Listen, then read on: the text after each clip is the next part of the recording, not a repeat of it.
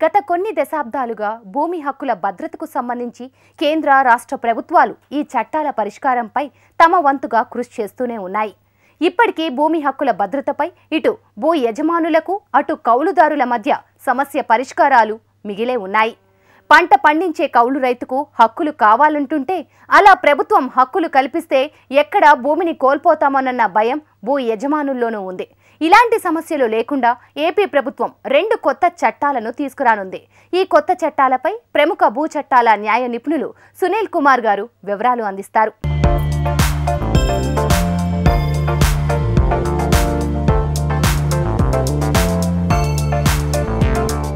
AP అసెంబ్లీలో ఇటీవల కొత్త చట్టాల అమలుకు శ్రీకారం చుట్టింది. అందులో భూ యజమానులకు మరియు కౌలు రైతుల మధ్య అనుసంధానం చేస్తూ ఈ 2 కొత్త చట్టాలపై అసెంబ్లీలో ఆమోదం కూడా లభించింది.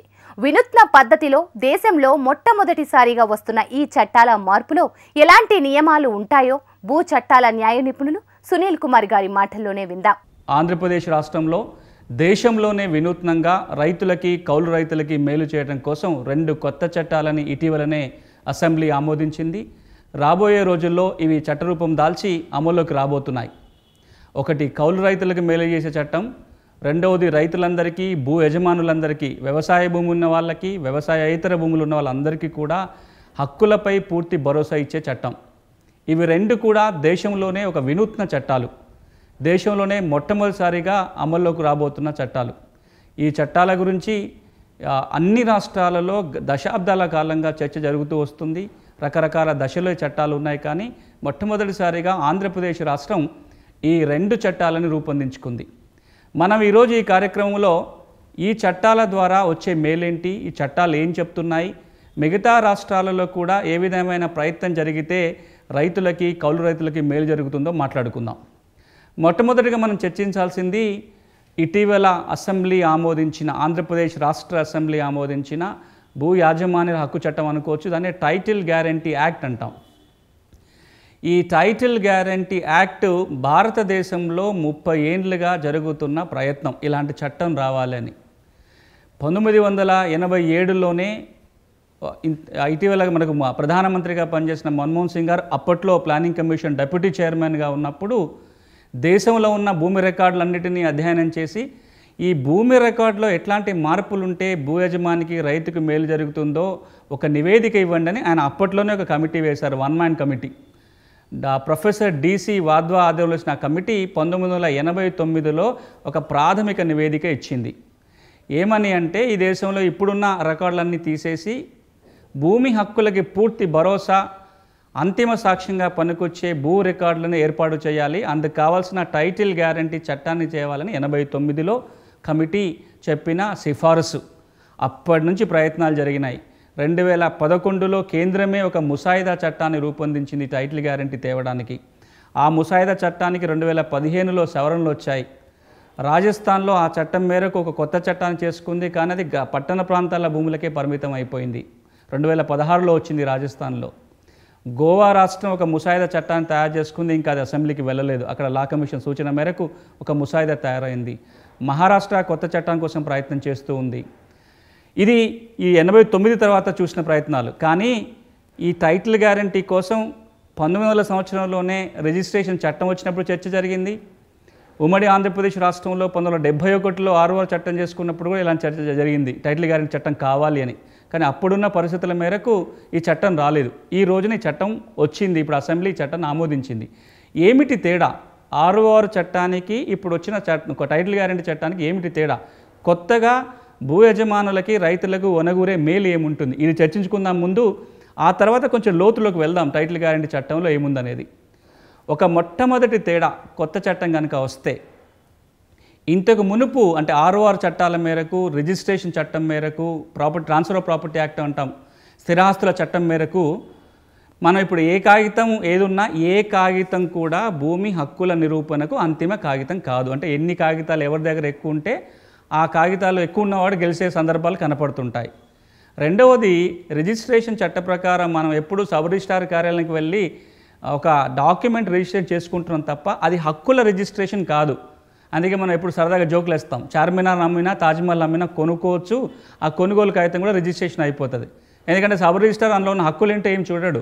కాగితం రాసుకున్నారా లేదా, స్టాంపు డ్యూటీ కట్టారా, రిజిస్ట్రేషన్ ఫీ కట్టారా, ఫార్మాలిటీస్ అన్నీ అయినా చూస్తారు తప్ప హక్కులని వెరిఫై చేసే వ్యవస్థ మన దేశంలో చట్టాలలో లేదు.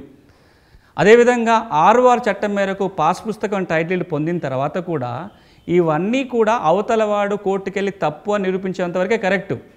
నా పేరు మీద 661బిలో నమోదై ఉండి, నాకు పాస్ పుస్తకం ఉండి, నాకు టైటిల్ లీడ్ ఉండి, నా పేరు అడంగల్లోనో పహానీలో ఉన్న తర్వాత కూడా ఇంకెవరో కోర్టుకు వెళ్ళి నా దగ్గర వేరే కాగితాలు ఉన్నాయి, అసలు సునీల్ భూ యజమానే కాదు, నా దగ్గర ఉన్న కాగితాలు సరైన కోర్టుకు చెబితే కోర్టు ఆ వాదన కనుక నమ్మితే నా రికార్డులో నా పేరు తీసేసి ఆ వ్యక్తి పేరు ఇందులో రాస్తారు. అంటే ఏంటంటే ఇందులో 2 కీలకమైన అంశాలు మన రైతులు భూ యజమానులు అర్థం చేసుకోవాలి.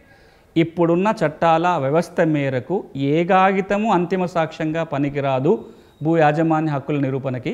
రెండవది, ఏ కాగితం కూడా భూమి హక్కులకి గ్యారంటీ ఇవ్వదు. టైటిల్ గ్యారంటీ చట్టం కనుక వస్తే ఈ 2 జరుగుతాయి. ఏం జరుగుతాయి? ఇంక ఇప్పుడు ఇన్ని రికార్డులు ఉండవు. ఇప్పుడు వ్యవసాయ భూమి అయితే ఒక 20 రికార్డులు ఉంటాయి, గ్రామ స్థాయిలో ఒక 10 రికార్డులు, తహసీల్ కార్యాలయంలో రికార్డులు, సబ్ రిజిస్టార్ ఆఫీస్లో ఒక RO వచ్చిన ఒక రికార్డు, ఎండోన్మెంట్ భూముల దగ్గర వాళ్ళ రికార్డు ఒకటి ఉంటుంది, మున్సిపాలిటీ దగ్గర, పంచాయతీ దగ్గర ఇన్ని రకాల దస్తావేజులు రికార్డులు ఉంటాయి.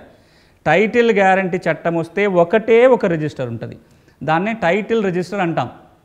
టైటిల్ రిజిస్టర్లో పేరు వచ్చిందా ఇంకా ఆ వ్యక్తే భూ యజమాని, ఇంకే రికార్డు చూసుకోవాల్సిన పని లేదు. పాత లింక్ డాక్యుమెంట్లు, సేత్వాలు, RSRలు, కాస్రాలు, పహానీలు ఇంకేవి చూడాల్సిన పని ఉండదు. టైటిల్ రిజిస్టర్లో పేరు ఉందా లేదా, టైటిల్ రిజిస్టర్లో పేరు ఉందంటే ఇంకా ఆయన భూ యజమాని. మనం ఆ భూమి యజమాని దగ్గర ఎవరైనా కొనుగోలు చేసుకున్న వాళ్ళు కూడా చాలా ఇబ్బంది లేకుండా కొనుక్కోవచ్చు. ఆ రిజిస్టర్లో పేరు ఉన్నవాడు కూడా చాలా ప్రశాంతంగా బతకొచ్చు, నా భూమి నాకు ఉంది అని. ఇది మొట్టమొదటిది. అంటే ఒకే ఒక రికార్డు భూ యజమాని హక్కులకి అంతిమ సాక్ష్యంగా ఉపయోగపడే వ్యవస్థ వస్తుంది టైటిల్ గ్యారంటీ. ఇక రెండవది, ఈ టైటిల్ రిజిస్టర్లో ఉన్న వివరాలకి ప్రభుత్వమే గ్యారంటీ ఇస్తుంది. ఇప్పటిదాకా ఏ రికార్డులో ఉన్న వివరాలకి ఎవరు గ్యారంటీ ఇవ్వరు. రిజిస్ట్రేషన్ చేసుకున్నంత మాత్రాన సబ్ రిజిస్టార్ అందులో ఉన్నదానికి ఏ గ్యారంటీ ఉండదు. 661బిలో వచ్చినంత మాత్రాన రెవెన్యూ శాఖ భూమి హక్కులకు గ్యారంటీ ఇవ్వదు. కానీ కొత్త చట్టం అమల్లోకి వస్తే కనుక టైటిల్ రిజిస్టర్లో ఏ వివరాలైతే నమోదై ఉంటాయో ఆ వివరాలకి ప్రభుత్వమే గ్యారంటీగా ఉంటుంది. ఇదొక రెండో మంచి, అంటే 6 చట్టానికి టైటిల్ గ్యారంటీ చట్టానికి.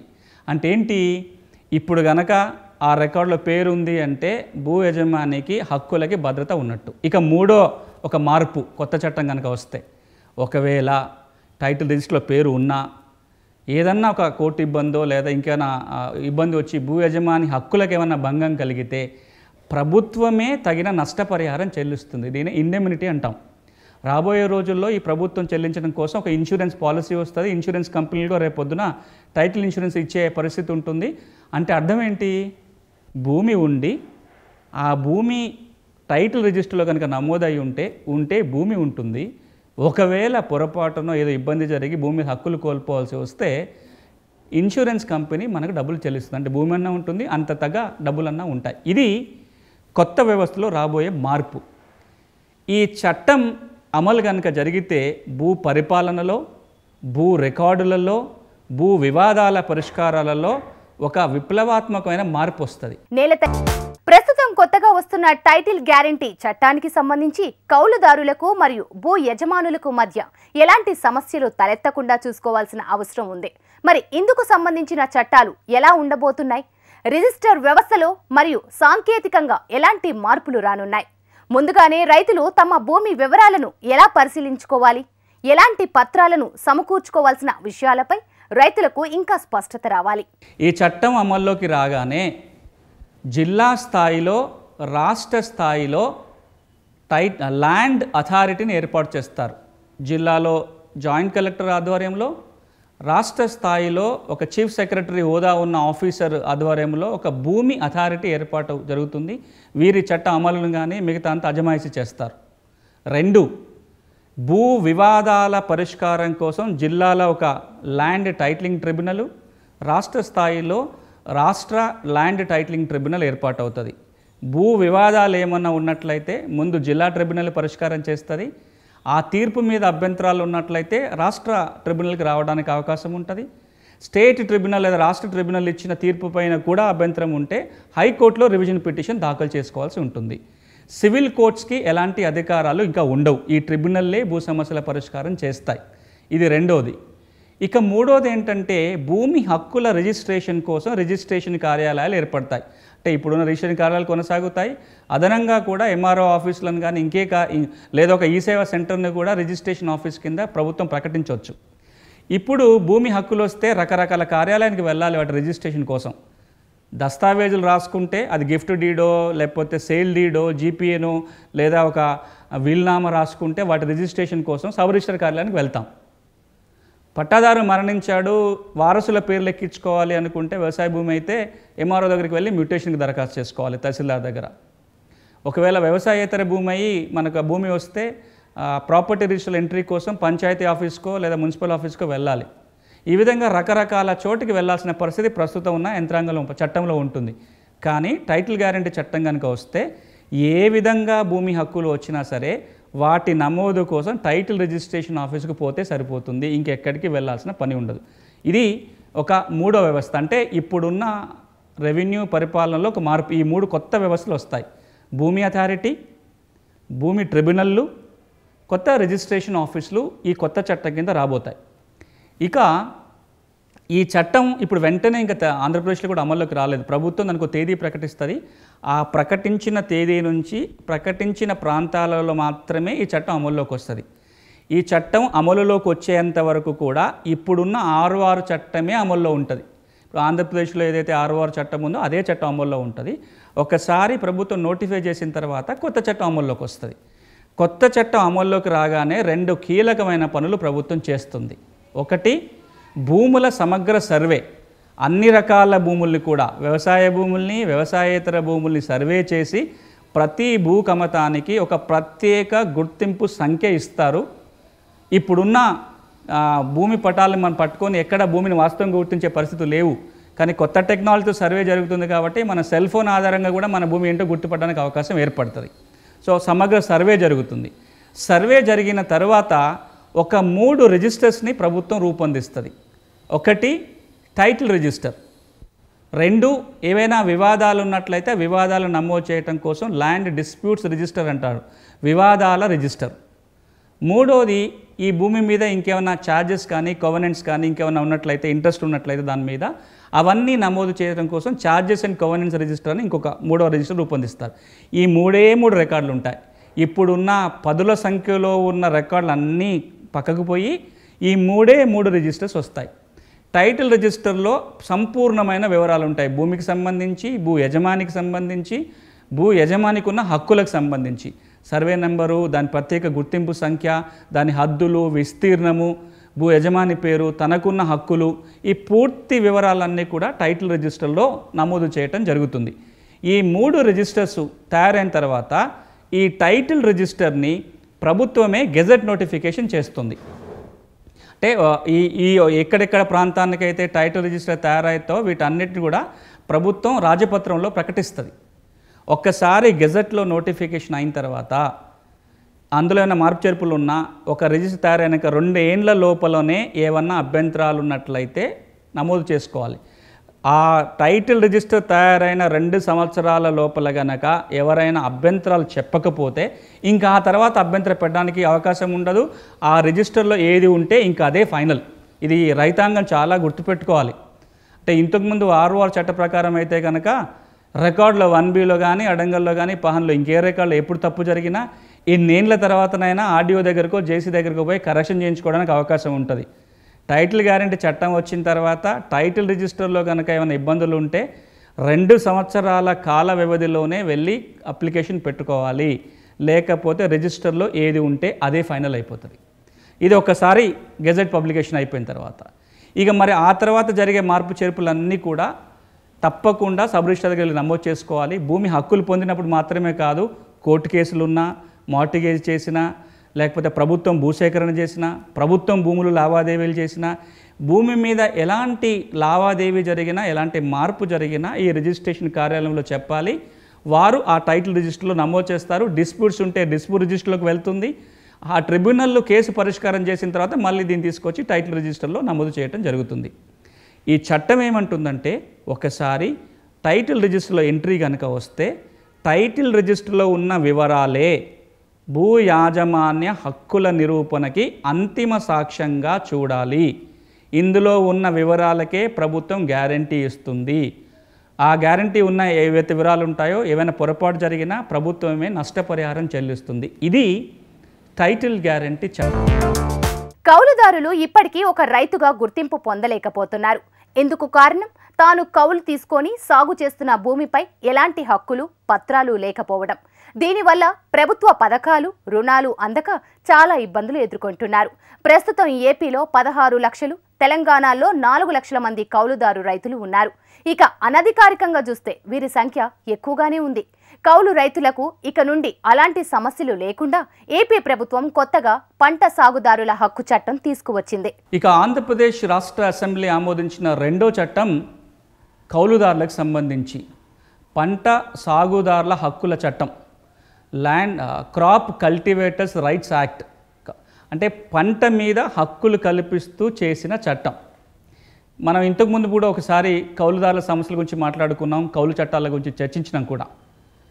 ఆంధ్రప్రదేశ్లో కౌలు చట్టం కావచ్చు, తెలంగాణలో ఉన్న కౌలు చట్టం కావచ్చు, దేశవ్యాప్తంగా 1950-60 మధ్య కాలంలో వచ్చిన కౌలు చట్టాలన్నీ కూడా కౌలు రైతుకి మేలు చేయడం కోసం వచ్చిన చట్టాలు. అసలు కౌలుదారుకున్న అతి కీలకమైన సమస్య ఏంటంటే కౌలుదారు రైతుగా గుర్తింపు లేకపోవటం. ఈ పలానా వ్యక్తి పలానా భూమిని సాగు చేసుకుంటున్నాడు అని ఎక్కడ కాగితాల్లో లేదు, ఏ రికార్డులో రావటం లేదు. గుర్తింపు లేకపోతే రైతుగా ప్రభుత్వం అందించే ఏ మేలు కూడా కౌలుదారికి వెళ్ళదు. పంట నష్టపరిహారము, ఇన్పుట్ సబ్సిడీ, మద్దతు ధర కానీ, లేకపోతే క్రాప్ ఇన్సూరెన్స్లు కానీ, క్రాప్ డ్యామేజెస్ కానీ, అంటే రైతుకి ఏవైతే మేలు వెళ్తాయో అవన్నీ ఏవి కూడా కౌలు రైతుకి వెళ్ళట్లేదు. ఎందుకు వెళ్ళటం లేదు అంటే కౌలు రైతుగానే గుర్తింపు లేదు కాబట్టి. ఎందుకు లేదు కౌలు రైతుకు రైతుగా గుర్తింపు? కౌలు తీసుకున్న దానికి ఆధారంగా ఏ కాగితాలు ఉండవు, కౌలు ఎక్కడ రెవెన్యూ రికార్డు కాదు. మరి ఎందుకు కాదు? భూ యజమాని కౌలుదారికి ఎందుకు కాగితం ఇవ్వడు? కౌలుదారి పేర్లు ఎందుకు రికార్డులో రావు అంటే భూ యజమానులకి భయం. కౌలుకి గనక భూమి కాగితాలను ఇస్తే ఆ భూమి హక్కులు కౌలుదారికి పోతాయేమో, లేదా ఆ కాగితాలను అడ్డం పెట్టుకొని ఇంకేమన్నా రికార్డులో మార్పు చేర్పు జరుగుతాయేమో అనే ఒక భయము. రెండోది, కొన్ని చట్టాలు ఇప్పుడు తెలంగాణకి ఉదాహరణకి పలానా సంవత్సరం నాటికి కౌలుదారుగా ఉన్న వ్యక్తులందరూ ఇప్పటి నుంచి భూ యజమానులే అని ప్రకటించిన సందర్భాలు తెలంగాణలో ఉన్నాయి. అప్పటి నేపథ్యానికి అదొక గొప్ప చట్టము, అలాంటి జరగాల్సిందే. కానీ దానివల్ల ఇప్పుడేమైపోయిందంటే భూ యజమానులకి ఎవరైనా కౌలుదారుగా నమోదై రికార్డులో ఉంటే కనుక ఎప్పుడైనా సరే వాళ్ళని ప్రభుత్వం భూ యజమానులుగా ప్రకటిస్తుందేమో అనే ఒక భయం. ఈ అన్నిటి వలన ఎప్పుడూ కౌలు కాగితాల మీద ఇవ్వటం జరగట్లేదు. కౌలు కాగితాల మీద ఇవ్వరు, కౌలు రికార్డులో నమోదు కాదు కాబట్టి కౌలుదారికి ఎప్పటికీ సాగుదారిగా గుర్తింపు రాదు.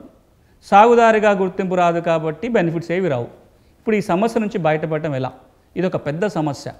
ఆంధ్రప్రదేశ్ రాష్ట్రంలో అంటే ఇటీవల కాలంలో అసెంబ్లీలో రెవెన్యూ మంత్రి గారు చెప్పిన లెక్కల ప్రకారమే 16 లక్షల మంది కౌలుదారులు ఉన్నారు దాదాపుగా. అనధికారిక లెక్కల ప్రకారం అది 25 లక్షలు 30 లక్షల మంది ఉంటారని అంచనా.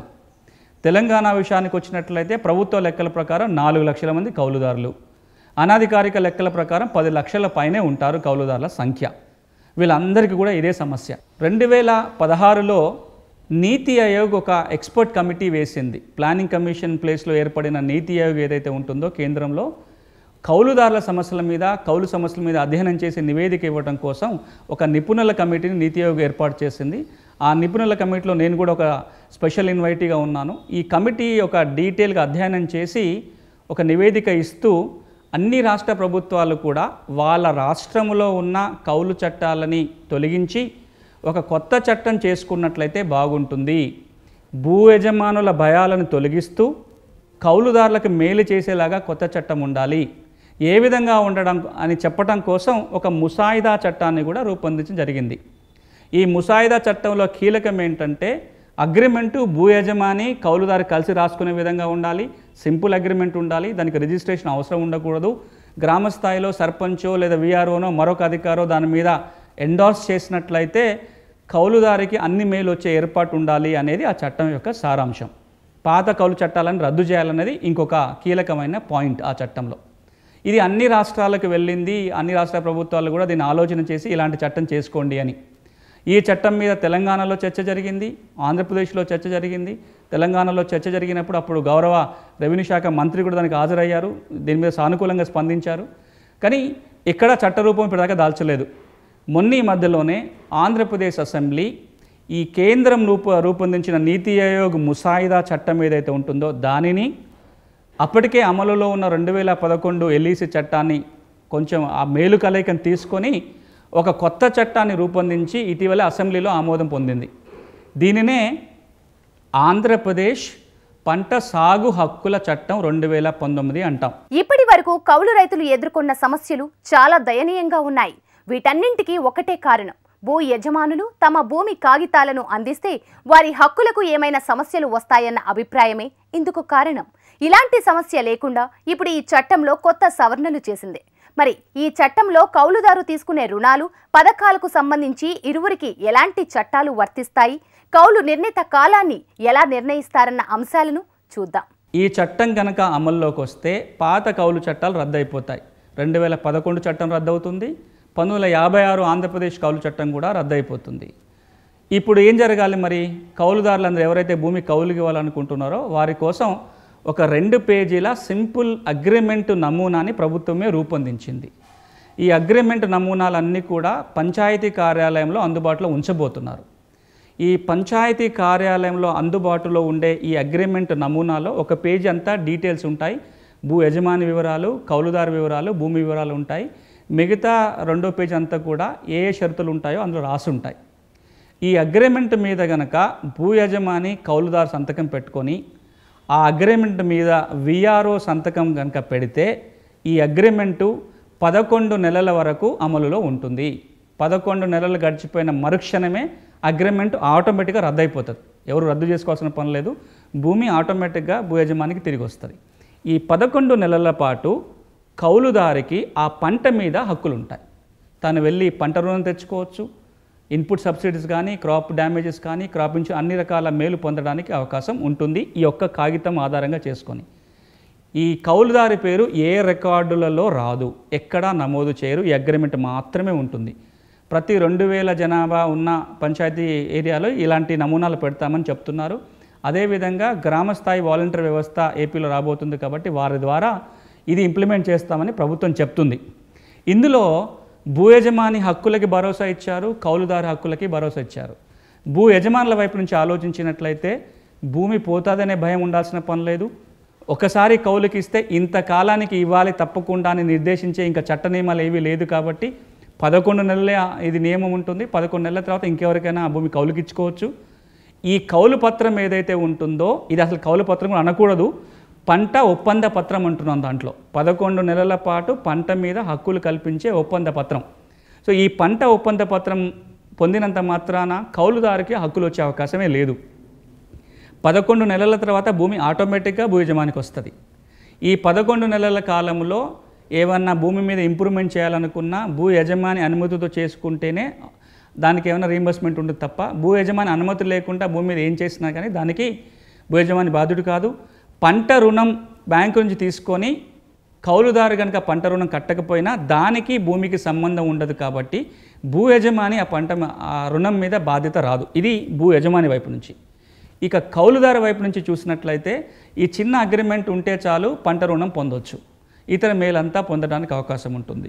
రైతు భరోసా ద్వారా కానీ మరొక మార్గం ద్వారా కానీ ప్రభుత్వ బెనిఫిట్స్ అన్నీ పొందవచ్చు.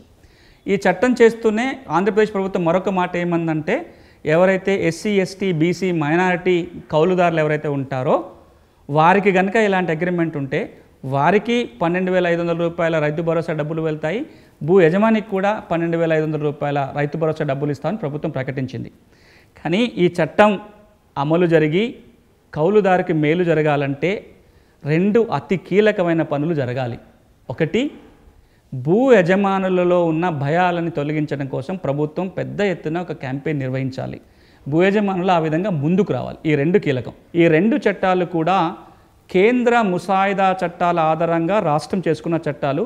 ఈ మేరకు తెలంగాణలో కూడా అలాంటి ప్రయత్నం జరగాలి. అన్ని రాష్ట్రాల్లో కూడా ఇలాంటి చట్టాలు వచ్చినట్లయితే రైతాంగానికి మేలు జరుగుతుంది.